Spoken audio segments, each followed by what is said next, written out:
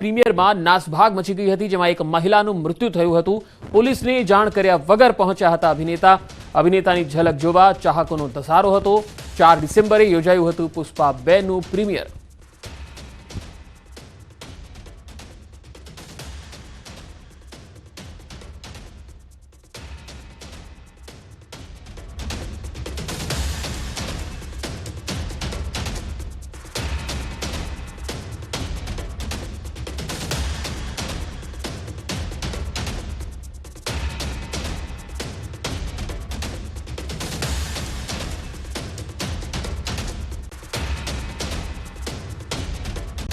અમદાવાદમાં પ્રજ્ઞાચક્ષુ ખેલાડીઓ માટે રમતગમતની સૌથી મોટી ચેમ્પિયનશિપ યોજાશે.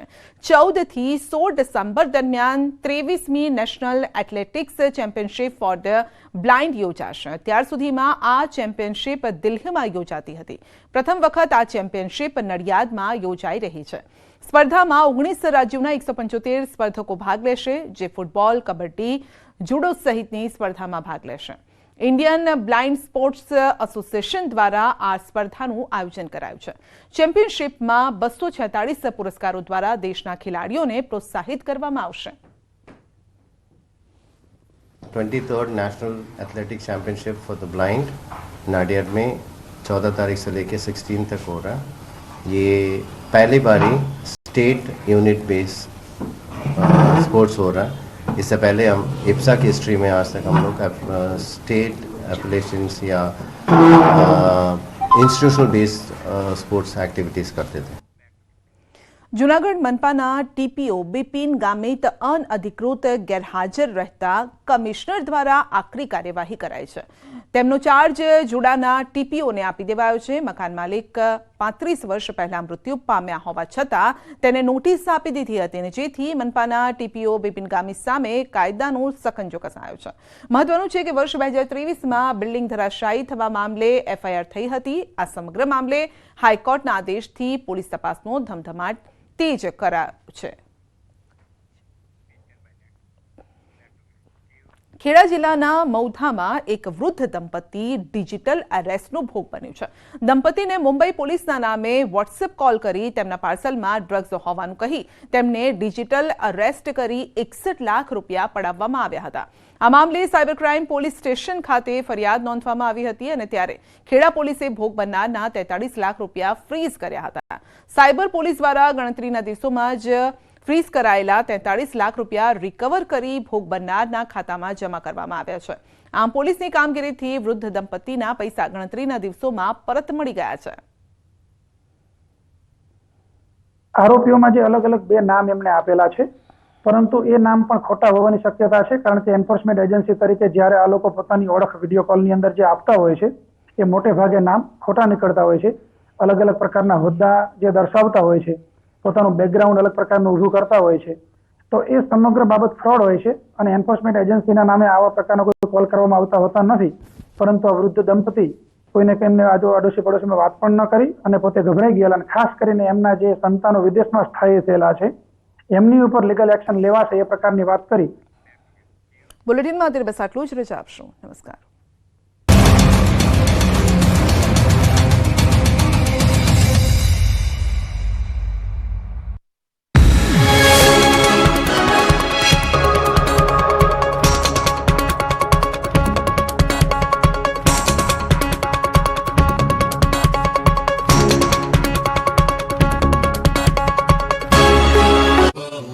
નર્મદા જિલ્લામાં ફરી એકવાર વિકાસ જોળીમાં હોવાનો ખુલાસો થયો. શરમજનક ઘટના બની નર્મદાના અંતરિયાળ ગામમાં.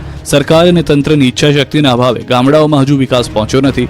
ગરુડેશ્વરના ચાપટ ગામના નરેશભાઈ વસાવાના ગર્ભવતી પત્ની પાયલબેનને રાત્રિ દરમિયાન પ્રસૂતિ પીડા ઉપડી હતી.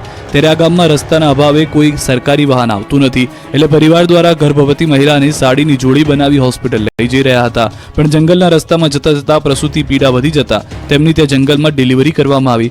માતાએ રસ્તામાં જ બાળકને જન્મ આપ્યો. હાલ બંનેની હાલત સ્વસ્થ છે. ગરુડેશ્વર તાલુકાના ચાપટ ગામના 3 ફળિયામાં અંદાજિત 300 થી વધુ વસ્તી છે. આઝાદીના 75 વર્ષ પૂર્ણ થયા છતાં આ ગામની વાસ્તવિકતા બદલાઈ નથી. ત્યારે આજના યુગમાં પણ ગામ લોકો જોડે લઈને દવાખાને જવા મજબૂર હોય. વિકાસની પોલ ખુલ્લી છે. આમ ગુજરાતનો જોડીદાર વિકાસ જોવા મળી રહ્યો છે. વડોદરામાં પુષ્પા ફિલ્મની સ્ટાઇલમાં ચંદનના ઝાડની ચોરી થઈ. જી હા, પુષ્પા સ્ટાઇલમાં એમએસ યુનિવર્સિટી હેડ ઓફિસ પાસે 2 ચંદનના ઝાડ કાપીને તસ્કર ટોળકી ફરાર થઈ. જો કે નવાઈની બાબત તો એ છે કે કરોડો રૂપિયાના ખર્ચે સિક્યોરિટીનો કોન્ટ્રાક્ટ અપાયો હોવા છતાં ચોરી થતા ખળભળાટ મચ્યો. ચંદન ચોર પુષ્પાઓ ઝાડને સાચવવાની લોખંડની જાળી તોડી ચંદનના ઝાડને ટ્રી કટર વડે કાપી ચોરી કરી ફરાર થઈ જતા હતા. જો કે ટ્રી કટરથી ઝાડ કાપવા છતાં સિક્યોરિટી ગાર્ડની ઊંઘ ના ઉડતા સવાલો પણ ઊભા થયા હતા. ઉત્તરાયણ પૂર્વે પ્રતિબંધિત ચાઇનીઝ દોરીના કાળા કારોબાર પર પોલીસે તવાઈ બોલાવી. સુરેન્દ્રનગરની દસાડા પોલીસે પ્રતિબંધિત ચાઇનીઝ દોરીના જથ્થા સાથે એક શખ્સને ઝડપ્યો. પોલીસે બાતમીના આધારે વોચ ગોઠવી ચાઇનીઝ દોરીના 48,000 રૂપિયાના 480 નંગ ટેલર અને કાર સહિત કુલ રૂપિયા 1,98,000નો મુદ્દામાલ કબજે કરી કાર્યવાહી કરી. દસાડા હાઈવે પરથી કાર ચાલક દશરથભાઈ રાવળવાળાને ઝડપી પાડી કાયદેસરની કાર્યવાહી હાથ ધરી. તો વડોદરાના માંજલપુરમાં ચાઇનીઝ તુક્કલના જથ્થા સાથે 2 ઝડપાયા. માંજલપુર પોલીસે બંને શખ્સોને ઝડપી કાર્યવાહી કરી. મહત્વનું છે કે માંજલપુરમાં બંને ઇસમો પ્રતિબંધિત ચાઇનીઝ તુક્કલનો જથ્થો વેચવા ફરતા હતા. પોલીસે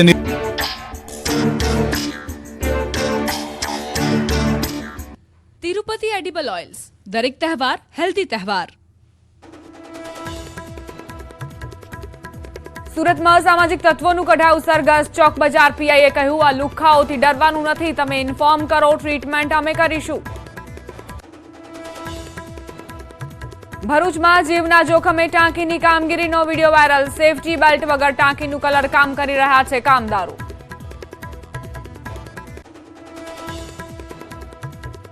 અભિનેતા અલ્લુ અર્જુનની હૈદરાબાદ પોલીસે કરી ધરપકડ. પુષ્પા 2ના પ્રીમિયરમાં ભાગદોડ થતા મહિલાનું થયું હતું મોત.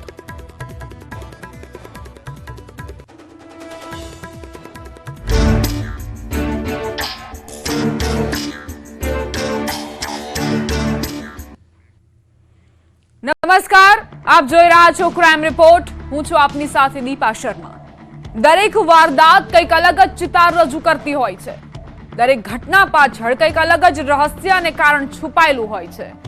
આવા જ રહસ્યો અને કારણો પાછળ છુપાયેલા સત્યને તમારી સમક્ષ બતાવીશું અમારા પ્રોગ્રામ ક્રાઇમ રિપોર્ટમાં.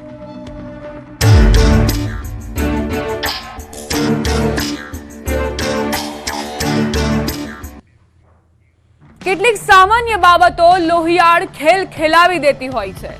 ક્ષણભરમાં મન પરનો કાબુ ખોઈ બેસે છે.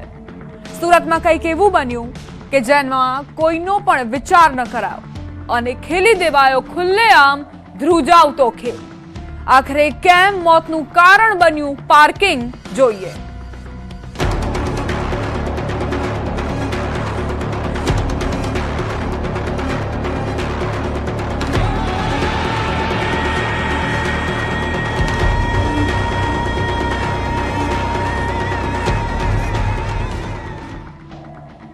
સામાન્ય વાતમાં મન પરનો કાબુ ગુમાવવાના કિસ્સાઓ તો જવલ્લે જ બન્યા છે, પરંતુ સુરતમાં જે કિસ્સો બન્યો તેણે સુરતી લાલાઓને હચમચાવી દીધા.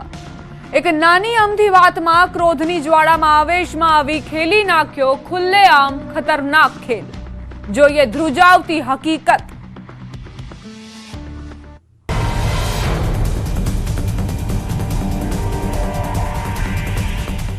સુરતમાં કેટલી ઘટનાઓ એવી ઘટી છે કે જેણે ધ્રુજાવી મૂક્યા હોય, તો સીસીટીવીમાં પણ એવા દ્રશ્યો કેદ થયેલા બહાર આવ્યા છે કે જે દિલની ધડકનો તેજ કરી દીધી હોય. આવી જ એક વારદાતે ફરી એકવાર સુરતીઓના દિલની ધડકનો તેજ કરી દીધી. સુરતના ઉધનામાંથી બહાર આવેલા એક સીસીટીવીએ ન ફક્ત લોકોની માનસિકતા પરંતુ ધીરજનો અંત લાવતી આ ઘટનાએ ડાયમંડ સિટી સુરતની સુરત પર ફરી કલંક લગાવ્યું છે. સુરતનો ઉધના વિસ્તાર